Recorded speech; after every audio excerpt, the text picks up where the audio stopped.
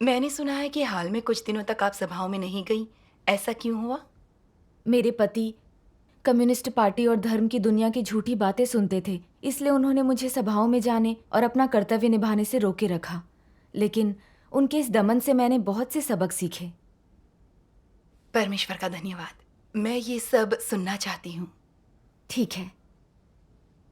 जब मैं नई नई इस आस्था से जुड़ी थी तो मेरे पति मेरे आड़े नहीं आते थे। मैंने उनके साथ भी सुसमाचार साझा किया था, मगर पैसा कमाने की धुन में वो आस्था से नहीं जुड़े। फिर उन्होंने देखा कि मेरा पूरा व्यवहार ही बदल गया था। मैं बहुत शांतचित्त हो गई थी, इसलिए उन्होंने सच में इसका समर्थन किया। बड़ी अच्छी बात है। लेकिन 1 साल बाद वे रोक टोक करने लगे। एक दिन काम से घर लौटने पर उन्होंने मुझसे पूछा, तुम चमकती पूर्वी बिजली में विश्वास रखती हो ना? आज मैं माइक को घर छोड़ने गया तो उसने बताया कि उसकी कलीसिया के पादरी लोग कहते हैं कि ये सच्चा रास्ता नहीं है। इसके धर्म संदेश बहुत गूढ़ हैं, वो गुमराह करते हैं। माइक ने मुझे नसीहत दी कि तुम्हें ये धर्म संदेश नहीं सुनने चाहिए। माइक उनके बॉस थे और वे प्रभु में लंबे समय से विश्वास रखते थे। वे सच में प्रतिभाशाली थे। मेरे पति के मन में उनके लिए बड़ा आदर था। मैं समझ गई कि मेरे पति माइक को सही मानते हैं, इसलिए मैंने उनसे कहा कि वे आस्था की बातें नहीं समझते और उन्हें दूसरों की बातों में नहीं आना चाहिए। वो झिझक गए और कुछ नहीं बोले। फिर एक बार उन्होंने मुझसे गंभीरता से कहा, मैंने ऑनलाइन रिसर्च की है। तुम्हारे सर्वशक्तिमान परमेश्वर पर कम्युनिस्ट पार्टी कार्रवाई करने में लगी हुई है। लोग सर्वशक्तिमान परमेश्वर के बारे में बहुत कुछ कह रहे हैं कि वह परमेश्वर नहीं, बस एक आम इंसान है। और सर्वशक्तिमान परमेश्वर की कलीसिया लोगों से पैसे ऐंठ रही है। मैं अब तुम्हें कलीसिया की सभाओं में भाग लेने नहीं दे सकता। तुम्हारे साथ धोखा हो सकता है। यह सुनकर मुझे बहुत गुस्सा आया और मैंने जवाब दिया, आपने सर्वशक्तिमान परमेश्वर के वचन नहीं पढ़े और आप कलीसिया को नहीं समझते हैं। कुछ ऑनलाइन अफवाहों के आधार पर आप फैसला कैसे कर सकते हैं? आप जानते हैं कि सभी ईसाई प्रभु यीशु में विश्वास रखते हैं और मानते हैं कि वही सच्चा परमेश्वर है। 2000 साल पहले प्रभु यीशु के कार्यकाल में बहुत से लोगों ने उसकी भी निंदा कर उसे नकारा। उन लोगों ने कहा कि यह तो एक आम इंसान है, एक बढ़ई का बेटा। प्रभु यीशु बाहर से तो एक आम इंसान जैसा ही दिखता था, पर उसका दिव्य सार सत्य व्यक्त कर मनुष्य को छुटकारा दिला सकता था। वो इंसान के चोले में परमेश्वर का आत्मा था, मनुष्य को छुटकारा दिलाने वाला। अगर हम कम्युनिस्ट पार्टी की बातें सुने और कहें कि आम सा दिखने वाला व्यक्ति परमेश्वर नहीं है, तो क्या ये भी प्रभु यीशु मसीह को नकारना नहीं होगा? प्रभु यीशु की तरह ही सर्वशक्तिमान परमेश्वर भी साधारण लगता है, लेकिन वो सत्य और परमेश्वर की वाणी व्यक्त कर सकता है। अब तक मैंने सर्वशक्तिमान परमेश्वर के बहुत से वचन पढ़ लिए हैं। उनमें बाइबल के सभी तरह के रहस्यों को प्रकट किया गया है और बताया है कि शैतान किस तरह से मनुष्य को भ्रष्ट करता है और परमेश्वर मनुष्य को कैसे बचाता है। हमारी दुनिया में सारे अंधकार और बुराई की जड़ क्या है और मनुष्य की भ्रष्टता का सत्य क्या है। ये हमें पाप से मुक्त होने और स्वर्ग के राज्य में प्रवेश करने की राह भी दिखाते हैं। कोई कितना भी महान या प्रसिद्ध क्यों ना रहा हो, ऐसे सत्य व्यक्त नहीं कर पाया। कौन सा इंसान सत्य व्यक्त कर सकता है? छुटकारे और उद्धार का कार्य कौन कर सकता है? कोई भी नहीं। ये साबित करता है कि सर्वशक्तिमान परमेश्वर मनुष्य के बीच आया हुआ एक देहधारी परमेश्वर है। देखने में वह आम इंसान लगता है, मगर उसका सार दिव्य है। इसलिए सर्वशक्तिमान परमेश्वर अंत के दिनों का मसीह है, एकमात्र सच्चा परमेश्वर। उसके परमेश्वर न होकर एक इंसान होने के बारे में इंटरनेट पर फैलाई गई तमाम बातें सिर्फ झूठ हैं। सही है। मैंने उनसे ये भी कहा कि सर्वशक्तिमान परमेश्वर की कलीसिया कभी चढ़ावा नहीं मांगती। परमेश्वर के वचनों की सभी किताबें मुफ्त में दी जाती हैं। सीसीपी का ये दावा कि कलीसिया को बस लोगों का पैसा चाहिए सरासर झूठा लांछन है। मैंने उनसे कहा कि उन्हें इन झूठी बातों में नहीं फंसना चाहिए। तो उनकी क्या प्रतिक्रिया थी? वे एक भी शब्द बोले बिना चले गए। फिर एक बार जब मैं सुसमाचार साझा करके लौटी तो उन्होंने बहुत खींच कर मुझसे कहा, मैंने इंटरनेट पर देखा पार्टी कहती है कि कलीसिया के लोग अपने परिवारों को छोड़ रहे हैं। इन दिनों तुम बहुत ज्यादा बाहर जाती हो। क्या तुम भी घर छोड़कर जाने वाली हो? मैंने कहा, मैं अपने घर का बहुत ख्याल रखती हूँ। आप ऐसा कैसे कह सकते हैं? मैं सुसमाचार साझा करने के लिए बाहर जाती हूँ ताकि लोग जान सकें कि उद्धारकर्ता आ गया है और वे उसका उद्धार स्वीकार कर सकते हैं। आपने देखा है लोग किस तरह से लगातार भ्रष्ट होते जा रहे हैं, बुरी आदतों के शिकार होकर पाप में जी रहे हैं। अपने दोस्तों को ही लीजिए, वो सब जुआ खेलते हैं, वैश्याओं के पास जाते हैं। क्या एक भी सदाचारी है? सही बात है। दुनिया बहुत ही बुरी हो गई है। सभी परमेश्वर का प्रतिरोध करते हैं और भ्रष्टता अपने चरम पर है। बाइबल में भविष्यवाणी है, अंत के दिनों में महाविपत्तियां आएंगी जो तमाम भ्रष्ट मनुष्यों को मिटाकर रख देंगी। अब विपत्तियां बढ़ रही हैं। जब लोग सर्वशक्तिमान परमेश्वर के न्याय और ताड़ना को स्वीकार करके पाप और भ्रष्टता को छोड़ देंगे, तभी वे विपत्तियों में परमेश्वर द्वारा बचाए जा सकेंगे और उसके राज्य में प्रवेश कर सकेंगे। सर्वशक्तिमान परमेश्वर के विश्वासी समझते हैं कि परमेश्वर लोगों को बचाने के लिए तत्पर है। हम देह सुख को छोड़ परमेश्वर के राज्य के सुसमाचार की गवाही देने को तैयार हैं। ये परमेश्वर की इच्छा का पालन करना है। ये एक धार्मिक और नेक काम है। हाँ, लेकिन कम्युनिस्ट पार्टी ये अनुमति नहीं देती कि लोग आस्था रखें या परमेश्वर की गवाही दें। वो ईसाइयों को गिरफ्तार कर उन्हें सता रही है। इस कारण से बहुत से ईसाई अपने परिवार से दूर जाने को मजबूर हो गए हैं। कुछ को तो गिरफ्तार करके जेल में डाल दिया गया है या सताकर मार डाला गया है। क्या ये सब सीसीपी द्वारा ईसाइयों के उत्पीड़न के कारण नहीं है? लेकिन वे पीड़ितों को दोष देते हैं, कहते हैं विश्वासी परिवार छोड़ रहे हैं। क्या ये तोड़ मरोड़ कर सच्चाई को बदलना नहीं है? आस्था रखना बिल्कुल सही और उचित है। पूरी दुनिया भर में बहुत से विश्वासी हैं। आस्था परिवारों को कहाँ नष्ट कर रही है? सीसीपी दुष्ट है और सिर्फ झूठी बातें ही फैलाती है, मगर आप उससे घृणा नहीं करते, उल्टे आप उसकी झूठी बातों पर यकीन करते हैं। आप उसका साथ दे रहे हैं और कह रहे हैं हम परिवार छोड़ रहे हैं। ये सही और गलत का घालमेल करना है। सीसीपी द्वारा सताए जाने पर विश्वासी अपने परिवार छोड़ देते हैं, लेकिन वह झूठ फैलाती है कि हम अपने परिवार छोड़ रहे हैं और ऐसे लोगों से परमेश्वर का विरोध करवाती है जो सच नहीं जानते। सीसीपी बहुत दुष्ट है। बिल्कुल। आपके ये बताने पर कि वास्तव में क्या हो रहा है, आपके पति ने क्या जवाब दिया? वे सीसीपी की झूठी बातों में आ चुके थे, इसलिए उन्होंने मेरी एक ना सुनी।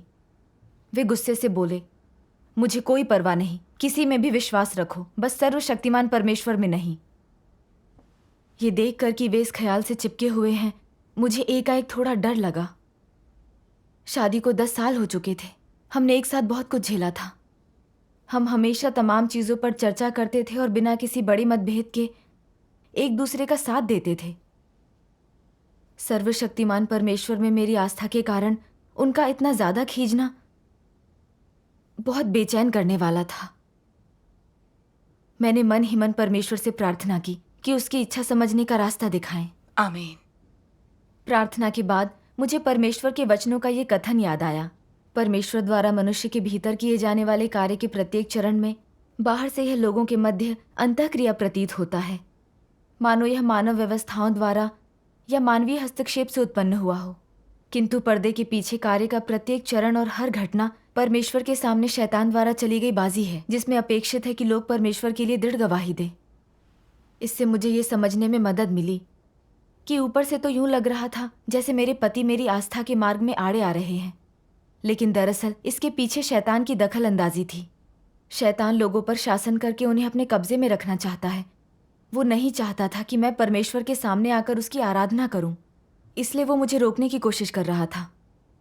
मेरे पति को गुमराह करके मेरी राह में रुकावट डालने की कोशिश में ऑनलाइन झूठी बातों और अफवाहों का इस्तेमाल कर रहा था ताकि मैं अपने पति के लिए सच्चे रास्ते को छोड़कर परमेश्वर को धोखा दूं। शैतान बेहद कुटिल और धूर्त है। सचमुच। ये जानकर मैंने संकल्प किया, मैं अपनी आस्था पर अडिग रहकर परमेश्वर का अनुसरण करूंगी और कभी भी शैतान के सामने घुटने नहीं टेकूंगी। आमीन। इसलिए मैंने उनसे कहा, मेरे लिए परमेश्वर में विश्वास रखना ही सही रास्ता है। ये मेरी अपनी इच्छा है, आप इसमें दखल ना दें। वे एक भी शब्द बोले बिना गुस्से से बाहर चले गए। एक दिन उन्होंने मुझे परमेश्वर के वचनों के भजन सुनते हुए देख लिया। वे चेहरा लटकाते हुए गुस्से से बोले, मैंने तुमसे कहा था सर्वशक्तिमान परमेश्वर को छोड़ दो, तुम कभी सुनती क्यों नहीं हो? माइक बरसों से एक विश्वासी रहा है, वो एक निष्ठावान ईसाई है। उसने मुझे बताया है कि चमकती पूर्वी बिजली सच्चा रास्ता नहीं है। अगर तुम्हें परमेश्वर को मानना ही है तो माइक की कलीसिया में जाओ, वो बहुत बड़ी है और जानी मानी भी है। मैं हर हफ्ते तुम्हारे साथ सेवा में शामिल हुआ करूंगा और माइक अपने पादरी से तुम्हारी बात भी करवा देगा। मैंने उनसे कहा, आप माइक की बातों को इतना सही क्यों मानते हैं और हम भला पादरियों को क्यों देखें? सही बात है। आप सिर्फ ये देखते हैं कि पादरियों के पास डिग्रियां हैं, वे जाने माने हैं, लेकिन आपको कोई परवाह नहीं कि असल में वो क्या प्रचार करते हैं। सर्वशक्तिमान परमेश्वर के बिना उन्हें सत्य का पोषण नहीं मिल सकता। वे बस बाइबल का ज्ञान बघाड़ते हैं, वही पुरानी बातें। वे ये नहीं बता सकते कि प्रभु की वचनों पर अमल कैसे करें या लोगों को पाप करने से कैसे रोकें। उस कलीसिया में जाकर मुझे कोई फायदा नहीं होगा। मुझे सर्वशक्तिमान परमेश्वर की कलीसिया की सभाओं में आनंद मिलता है, पोषण मिलता है। मैं हर सभा में सत्य को समझ पाती हूँ और सामान्य मानवता के साथ जीवन जीना सीख पाती हूँ। आपने खुद ही कहा था कि आस्था पाने के बाद से आपने मुझ में बदलाव देखे हैं, तो फिर आप इस सच्चाई पर क्यों नहीं ध्यान देते? क्यों सीसीपी की झूठी बातों पर यकीन कर मेरे आड़े आते हैं? सही बात है। इस दलील को वो काट नहीं पाए तो उन्होंने मुझे बस धमकी दे डाली। तुम मेरी बात मानने से इनकार करती हो। अगर तुम इस बात पर अड़ी रही तो तुम्हें अपना सारा पैसा और बैंक खाते मेरे हवाले करने होंगे और तुम्हें घर भी मेरे नाम पर करना होगा। और उनकी यही बात मेरे दिल में नश्तर की तरह चुभ गई। शादी से अब तक मैंने बहुत कम खर्चे में घर चलाया था। पैसे के लिए कड़ी मेहनत की थी। घर खरीदने के लिए पैसे जुटाना आसान नहीं था। मैं अपने लिए एक नया कपड़ा तक नहीं खरीद रही थी। मैंने घर के लिए कोई कसर नहीं छोड़ी थी। उनकी ऐसी कठोर बातें सुनकर मुझे बहुत बड़ा झटका लगा। सिर्फ मेरी आस्था के कारण इतने वर्षों का हमारा रिश्ता ऐसे मोड़ पर कैसे आ गया था? अगर मेरे पास कोई पैसा या संपत्ति ना रहे और वो मुझे घर से बाहर कर दें तो मैं क्या करूंगी? मुझे यूं लगा मानो कोई छुरा मेरे दिल को तार तार कर रहा हो। मैं बेडरूम में जाकर बहुत जोर से रोने लगी और भरी आंखों से परमेश्वर से प्रार्थना की, हे परमेश्वर, मैं बहुत दुखी हूं और बहुत कमजोर महसूस कर रही हूं। मुझे नहीं पता कि मैं ऐसे हालात से कैसे उबरूंगी। मुझे तुम्हारी इच्छा को समझने का रास्ता दिखाओ। आमीन। फिर मैंने परमेश्वर के कुछ वचन याद किए। लोग परमेश्वर के सामने अपने सारे संकल्प करते और कहते थे, अगर कोई परमेश्वर से प्रेम नहीं भी करता है तो भी मुझे उससे प्रेम करना चाहिए। परंतु अब शुद्धिकरण तुम पर पड़ता है, पर इसके तुम्हारी धारणाओं के विपरीत होने के कारण तुम परमेश्वर में आस्था खो देते हो। क्या यह सच्चा प्रेम है? तुमने अय्यूब के कर्मों के बारे में कई बार पढ़ा है। क्या तुम उनके बारे में भूल गए हो? सच्चा प्रेम केवल विश्वास के भीतर ही आकार ले सकता है। तुम अपने शुद्धिकरण के माध्यम से परमेश्वर के लिए वास्तविक प्रेम विकसित करते हो। अपने वास्तविक अनुभवों में तुम अपने विश्वास के माध्यम से ही परमेश्वर की इच्छा के बारे में विचारशील हो पाते हो और विश्वास के माध्यम से तुम अपने देह सुख को त्याग देते हो और जीवन का अनुसरण करते हो। लोगों को यही करना चाहिए। यदि तुम ऐसा करोगे तो तुम परमेश्वर के कार्यों को देखने में समर्थ हो सकोगे, परंतु यदि तुम में विश्वास का अभाव है तो तुम देखने में समर्थ नहीं होगे और तुम उसके कार्यों का अनुभव करने में समर्थ नहीं होगे। आमीन। आमीन। परमेश्वर के वचनों से मुझे थोड़ी ताकत मिली। दमन और मुश्किलों से सामना होने पर परमेश्वर सच्ची आस्था और प्रेम चाहता है। हम चाहे कितने भी कष्ट झेल रहे हों, परमेश्वर से दूर नहीं हो सकते। हाँ, मुझे पता था मैं भाग्यशाली हूँ जो अंत के दिनों में मुझे परमेश्वर की वाणी सुनने को मिली। प्रभु की वापसी का स्वागत करना, परमेश्वर का प्रकटन देख पाना और परमेश्वर द्वारा व्यक्त उन सभी सत्यों के पोषण का आनंद लेना मेरे प्रति उसका प्रेम ही था। सही बात है। मसीह का अनुसरण करने के लिए कष्ट सहना बहुमूल्य और सार्थक था। ये धार्मिकता के लिए था। मैंने प्रभु यीशु के प्रेरितों और शिष्यों के बारे में सोचा जिन्होंने परमेश्वर का अनुसरण कर गवाही दी। वे रोमन सरकार द्वारा क्रूरता से सताए गए और धार्मिक अगुवाओं के अत्याचार का शिकार हुए। कुछ लोग अपने प्राण देकर प्रभु के नाम पर शहीद हो गए। संतों के कष्टों के सामने मेरे द्वारा झेले गए कष्ट कुछ भी नहीं थे। मुझे दुखी ना होकर उनसे सीख लेनी चाहिए और अंत तक परमेश्वर का अनुसरण करना चाहिए। परमेश्वर का धन्यवाद। ये विचार आते ही मैंने अपने आंसू पोंछे और बेडरूम से बाहर आकर अपने पति से बोली, शादी को 10 साल हो चुके हैं और हमारे घर के लिए मैंने बहुत कुछ किया है, और अब आप मुझसे मेरा सारा का सारा पैसा और संपत्ति ले लेना चाहते हैं, मुझ पर दबाव डालकर सच्चा रास्ता छुड़वाना चाहते हैं। मैं आपकी बात नहीं सुनूंगी, मैं परमेश्वर का अनुसरण करूंगी। आमीन। मेरी बात सुनकर वे आग बबूला हो गए, मानो वे पागल हो गए हों। उन्होंने मेरे हाथ से MP3 प्लेयर छीन लिया और उसके बाद मेरी तमाम निजी चीज़ों को चीर फाड़ डाला। उन्होंने मेरी पहचान के तमाम दस्तावेज और मेरे सारे गहने छीन लिए, मेरे बैंक कार्ड और नगद राशि को भी हथिया लिया। फिर उन्होंने मुझसे मेरा फ़ोन छीन लिया और उसे फर्श पर पटक दिया, और उसके बाद एक स्टूल से फ़ोन के टुकड़े टुकड़े कर दिए। इस तरह वे बाहरी दुनिया के साथ मेरा हर संपर्क काट देने की कोशिश कर रहे थे। और फिर उन्होंने मेरे परिवार से माता पिता, बहनों और जीजा को हमारे घर पर बुला लिया। वे सब भी मेरे खिलाफ हो गए। आपके पति सचमुच ही उन झूठी बातों में आ चुके थे। क्या आपके परिवार ने भी कम्युनिस्ट पार्टी की अफवाहों पर यकीन कर लिया था? हाँ, वे हमेशा चीनी मीडिया देखते थे और उन्हें CCP की कोई समझ नहीं थी।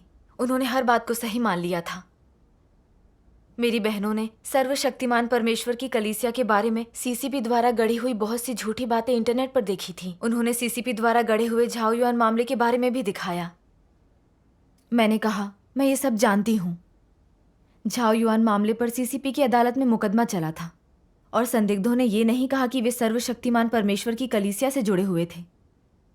उन्होंने अदालत में बिल्कुल साफ साफ कहा कि कलीसिया के साथ उनका कभी भी कोई संपर्क नहीं रहा था। लेकिन कम्युनिस्ट पार्टी का जज बार बार ये कहता रहा कि वे कलीसिया के सदस्य थे। क्या ये कलीसिया को फंसाना नहीं है? क्या ये साफ तौर से गढ़ा हुआ झूठा मामला नहीं है? बिल्कुल। तुम दोनों जानती हो कि कम्युनिस्ट पार्टी नास्तिक है। सत्ता में आने के बाद से ही उसने धार्मिक आस्थाओं का दमन किया है। तुम सर्वशक्तिमान परमेश्वर की कलीसिया के खिलाफ कही बातों पर कैसे यकीन कर सकती हो? बिल्कुल। झाओ युआन मामले में लाखों खामियां थी। यह CCP द्वारा सर्वशक्तिमान परमेश्वर की कलीसिया को बदनाम करने की कोशिश थी।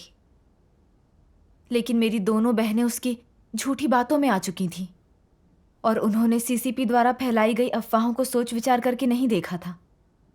वो बोली, सारे के सारे समाचार चैनल तो यही बता रहे हैं, ये सच कैसे नहीं है? मैंने उनसे कहा, सभी चीनी समाचार चैनल कम्युनिस्ट पार्टी के कब्जे में हैं। वे CCP के मुखपत्र हैं। वो वही बोलते हैं जो CCP उन्हें कहने के लिए बोलती है। उनमें सत्य के बारे में कुछ कहने की हिम्मत नहीं है। बहुत सारे विदेशी मीडिया को भी CCP ने खरीद रखा है, वे उन्हीं की सुनते हैं। क्या तुम्हें दिखाई नहीं दे रहा है कि यही सब हो रहा है? सच्चाई की अपनी जुबान होती है और बुद्धिमान लोग अफवाहें नहीं सुनते। मैं तुम्हें सलाह देती हूँ कि आंखें खोलो और इन अफवाहों को आंखें बंद करके सुनना छोड़ दो। सही बात है। उनके पास जवाब में कहने को कुछ नहीं था। मेरी माँ ने गुस्से से कहा, तू हमारी बात नहीं सुनेगी? तेरे लिए सर्वशक्तिमान परमेश्वर को छोड़ देना इतना मुश्किल है? तेरी आस्था के कारण ही पूरे परिवार को तेरी फिक्र हो रही है। तू हमारी सलाह क्यों नहीं मानती? हाँ। फिर उसके बाद उसने रोना शुरू कर दिया। अपनी माँ को इतना दुखी देखना मेरे लिए बड़ा ही मुश्किल था।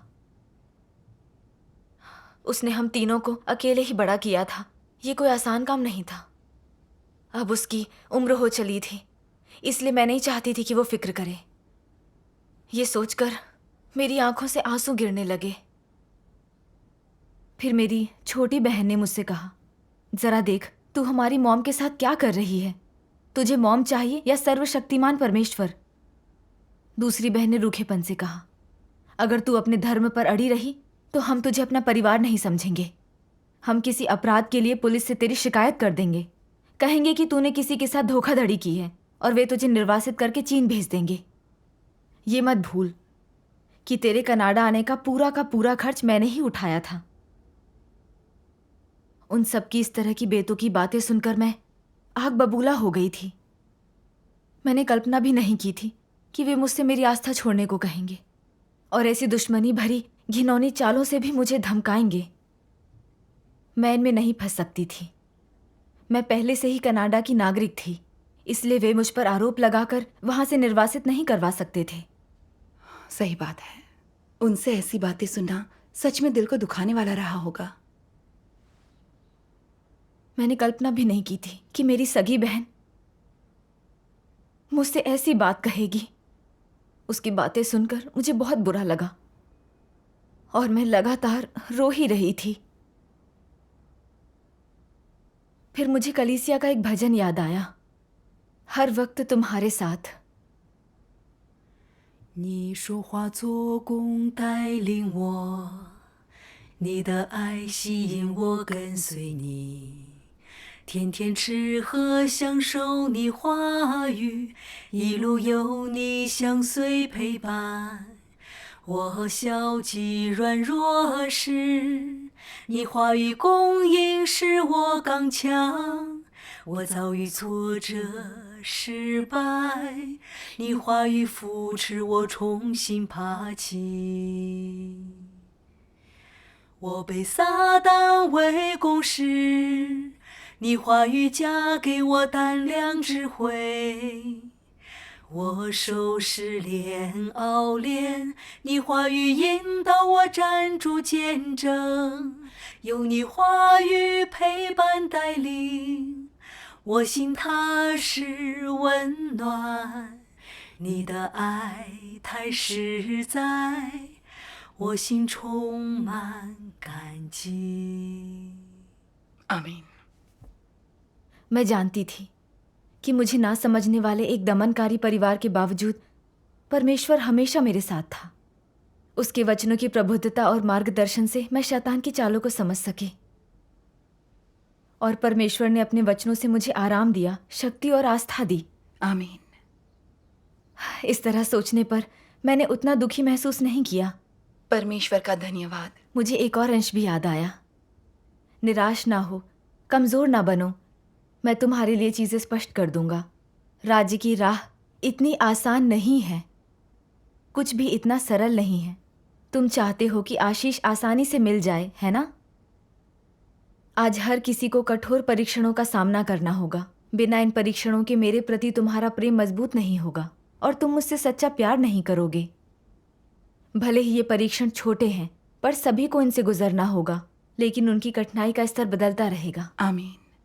मेरी कड़वाहट में हिस्सा बटाने वाले मेरी मिठास में भी हिस्सा बनेंगे।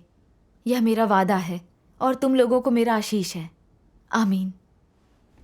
इस पर चिंतन करके मैं समझ सकी कि स्वर्ग के राज्य का मार्ग ऐसी मुश्किलों से पटा पड़ा है जिनसे कोई नहीं बच सकता।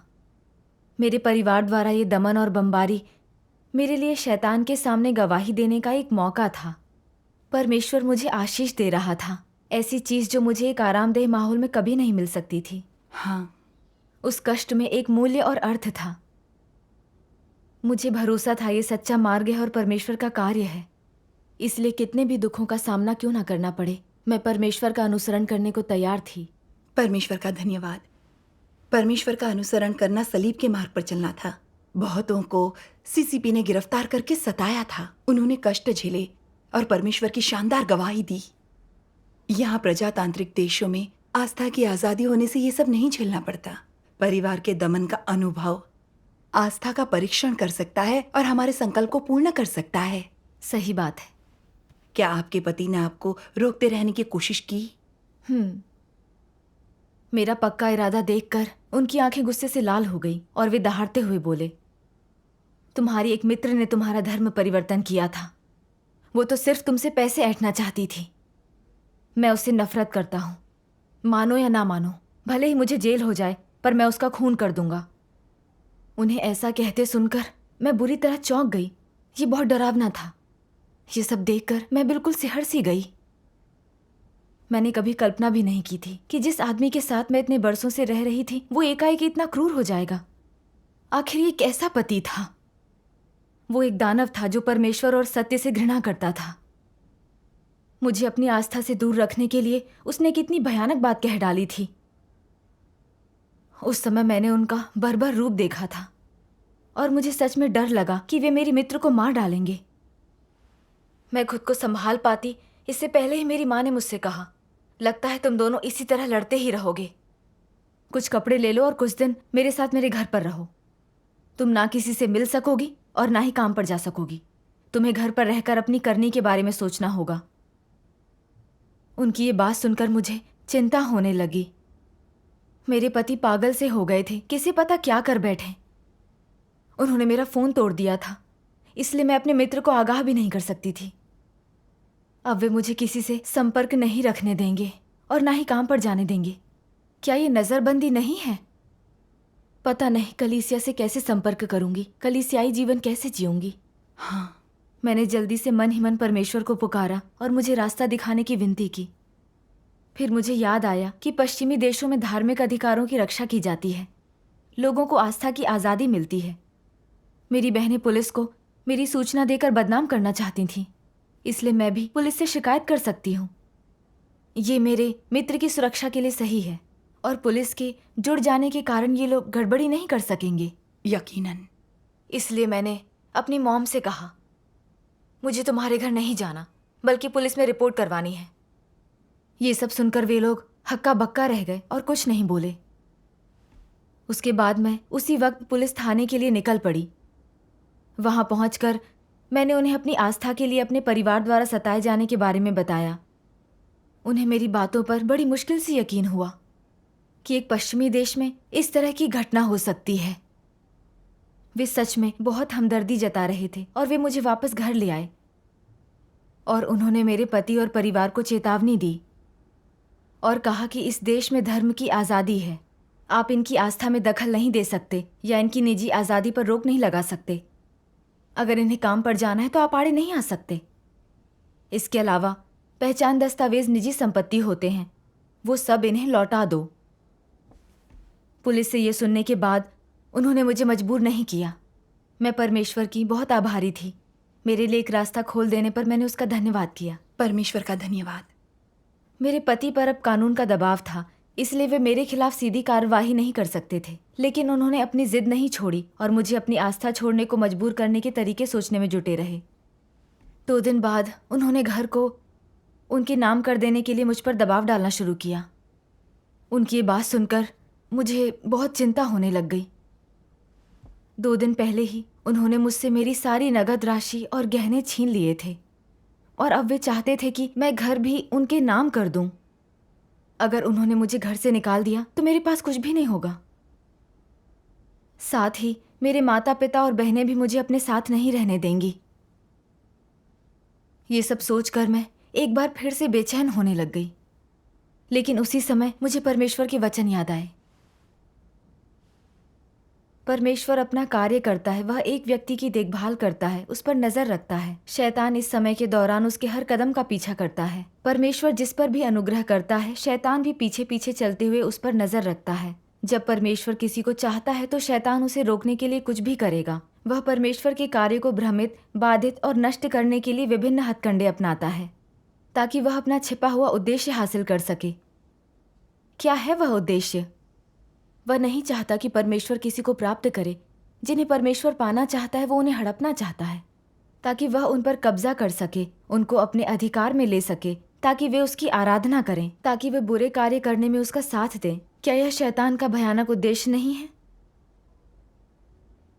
यदि लोग बचाए जाना और परमेश्वर द्वारा पूरी तरह प्राप्त किए जाना चाहते हैं तो उन सभी को जो परमेश्वर का अनुसरण करते हैं शैतान के बड़े और छोटे दोनों प्रलोभनों और हमलों का सामना करना ही चाहिए। जो लोग इन प्रलोभनों और हमलों से उभरते और शैतान को पूरी तरह हराते हैं वे परमेश्वर द्वारा बचाए जाते हैं। तात्पर्य यह है कि जो परमेश्वर पर्यंत बचा लिए गए हैं वो परमेश्वर की परीक्षाओं से गुजर चुके हैं और अनगिनत बार शैतान द्वारा लुभाए और हमला किए जा चुके हैं। वे जिन्हें परमेश्वर पर्यंत बचा लिया गया है परमेश्वर की इच्छा और अपेक्षाओं को समझते हैं और परमेश्वर की संप्रभुता और व्यवस्थाओं को चुपचाप स्वीकार कर पाते हैं, और वे शैतान के प्रलोभनों के बीच परमेश्वर का भय मानने और बुराई से दूर रहने के मार्ग को नहीं छोड़ते हैं। जिन्हें परमेश्वर बचाता है वे ईमानदार, उदार हृदय, प्रेम और घृणा में अंतर कर पाने वाले तर्क संगत लोग होते हैं। उनमें न्याय की समझ होती है और वे परमेश्वर की परवाह कर उसका सब कुछ संजो कर रख पाते हैं। ऐसे लोग शैतान की बाध्यता, जासूसी, दोषारोपण या दुर्व्यवहार के अधीन नहीं होते हैं। वे पूरी तरह स्वतंत्र हैं। उन्हें पूरी तरह मुक्त और रिहा कर दिया गया है। अय्यूब बिल्कुल ऐसा ही स्वतंत्र मनुष्य था, और ठीक यही परमेश्वर द्वारा उसे शैतान को सौंपे जाने का महत्व था। आमीन। अय्यूब शैतान के आरोपों और प्रलोभनों से इसलिए उबर पाया था क्योंकि उसमें परमेश्वर के प्रति सच्ची आस्था, आज्ञाकारिता और सम्मान था।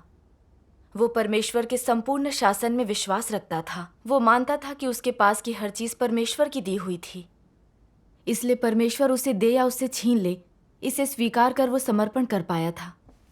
जब अय्यूब ने अपनी दौलत और बच्चे खो दिए और उसके पूरे शरीर पर फोड़े हो गए, तब भी उसने परमेश्वर को दोष न देकर उसका गुणगान किया। उसकी पत्नी ने उससे कहा, क्या तू अभी खरा बना रहेगा? परमेश्वर की निंदा कर और मर जा। और उसने उसे ये कहकर डांटा, तू एक मूढ़ स्त्री सी बातें करती है। हम जो परमेश्वर के हाथों से सुख लेते हैं, क्या दुख ना लें? सही बात है। अय्यूब ने हर परीक्षण के दौरान परमेश्वर में अपनी आस्था बनाए रखी। उसने गवाही दी और इस तरह शैतान को हरा दिया। बिल्कुल। अय्यूब की गवाही से मुझे बड़ी प्रेरणा मिली। मैं उसके जैसा होना चाहती थी। मेरे पति मेरा चाहे जितना दमन करें या मेरी चाहे जितनी संपत्ति ले लें, मेरे पास कुछ ना छोड़ें, घर से बाहर धकेल दें, तो भी मैं आस्था में प्रभु का अनुसरण करूंगी, गवाही दूंगी और शैतान को नीचा दिखाऊंगी। परमेश्वर का धन्यवाद। अगले दिन जब हम गिरवी पड़े घर को उनके नाम करवाने बैंक गए, तो बैंक कर्मचारी ने हमें बताया कि ये नया नया कर्ज था, इसलिए अगर हम गिरवी के नए कागज बनवाना चाहते हैं तो इसकी प्रक्रिया बहुत जटिल होगी और इसमें हमें काफ़ी नुकसान भी होगा। उसने हमें सुझाया कि अगर संभव हो तो हम 5 साल बाद ही यह बदलाव करें।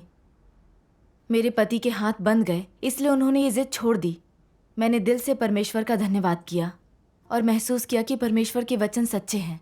मनुष्य का हृदय और आत्मा परमेश्वर के हाथ में है। उसके जीवन की हर चीज़ परमेश्वर की दृष्टि में रहती है, चाहे तुम यह मानो या ना मानो। कोई भी और सभी चीज़ें, चाहे जीवित हों या मृत हों, परमेश्वर के विचारों के अनुसार ही जगह बदलेंगी, परिवर्तित, नवीनीकृत और गायब होंगी। परमेश्वर सभी चीज़ों को इसी तरीके से संचालित करता है। आमीन। आमीन। इसके बाद मैंने भाई बहनों से संपर्क किया। जब मेरे पति को पता चला तो उन्होंने पूछा कि क्या मैं सभाओं में जाया करूंगी। मैंने जवाब में पूछा, क्या आप फिर से मेरा रास्ता रोकने की सोच रहे हैं? अगर ऐसा है तो मैं ये घर छोड़कर कहीं और रह लूंगी। आपको ये फिक्र है ना कि कलीसिया मुझे ठग लेगी और मैं अपने परिवार को छोड़ दूंगी? पर क्या कलीसिया के साथ बिताए इतने वर्षों में उन्होंने कभी मुझे धोखा देकर पैसे हड़पे हैं? क्या ये अफवाहें सच हैं कि विश्वासी अपने परिवार छोड़ रहे हैं? वे सन्न रह गए और थोड़ी देर बाद बोले, तुम सही कह रही हो। मैंने कलीसिया को तुमसे पैसे हड़पते हुए नहीं देखा है और तुम हमें नहीं छोड़ रही हो। मैं यूं ही इन अफवाहों पर यकीन कर बैठा था। मैं तुम्हें धोखा खाने से बचाना चाहता था। तुम जिसमें चाहो विश्वास रख सकती हो। परमेश्वर का धन्यवाद। आखिरकार उन्हें समझ आ गई। हाँ, मैं बहुत खुश थी। उनके रुकावट डालने के बाद से मैं सामान्य रूप से सभाओं में नहीं जा पाई थी और मैं जान गई थी कि अब वे मुझे नहीं रोकेंगे। बाद में वो समझ गए कि पैसों का प्रबंध करना सच में बड़ा सिरदर्द था और ये उनके बूते की बात नहीं थी, इसलिए उन्होंने घर चलाने का जिम्मा मुझे सौंप दिया। उन्होंने गिरवी रखा घर अपने नाम करवाने की बात फिर कभी नहीं छेड़ी। मेरे परिवार द्वारा मेरे दमन के इस अनुभव ने मुझे दर्शाया कि सीसीपी कितनी दुष्ट है। वो ना सिर्फ चीन में ईसाइयों को पागलों की तरह सताकर गिरफ्तार कर रही है, बल्कि झूठी बातें फैलाकर कलीसिया को बदनाम कर रही है। पूरी दुनिया को बेवकूफ़ बना रही है ताकि वो कलीसिया के खिलाफ हो जाए, उसके साथ मिलकर परमेश्वर से लड़ाई करे ताकि सारे लोग नरक में दंडित किए जाएं। सच है। सीसीपी एक दानव है जो परमेश्वर का प्रतिरोध कर लोगों को गुमराह करती है, उन्हें पूरा निगल जाती है। शैतान बहुत ज़्यादा दुष्ट है, पर परमेश्वर की बुद्धिमत्ता शैतान की चालों पर आधारित है। शैतान इस दमन का इस्तेमाल मुझसे परमेश्वर को धोखा दिलाने के लिए करना चाहता था ताकि मैं उद्धार का अपना मौका गंवा दूं, मगर उसने कभी कल्पना भी नहीं की थी कि इससे मुझ में समझ पैदा हो सकेगी और मैं उसकी कुरूपता को सच में देख पाऊंगी। मैंने उसे जी भर कर कोसा है और दिल से ठुकरा दिया है। अब परमेश्वर में मेरी आस्था मजबूत हो गई है। परमेश्वर का धन्यवाद। परमेश्वर का धन्यवाद।